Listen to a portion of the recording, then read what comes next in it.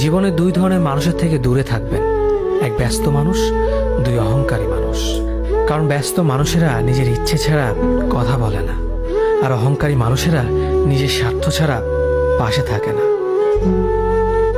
কিছু কিছু সম্পর্ক শেষ হয়েও হয় না। একজন হয়তো অনেক বদলে যায়, কিন্তু অন্যজন সে সম্পর্কের বোঝাটা বয়ে বেড়ায় সারা জীবন।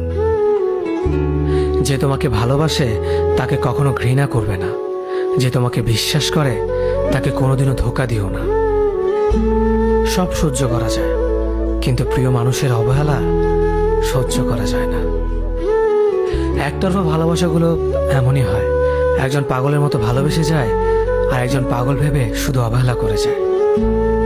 অনুভূতি, ভালোবাসা, মায়া এগুলো যত কম প্রকাশ করবেন, মানুষ আঘাত করার সুযোগ তত কম পাবে।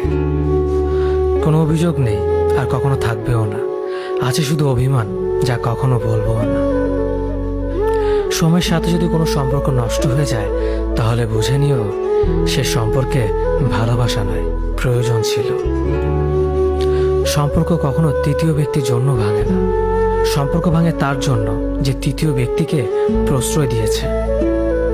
সত্যিকারের ভালোবাসার মানুষ তো সেই যে ঠান্ডা লাগা গলা আর কান্না ভেজা গলার পার্থক্যটা বোঝে।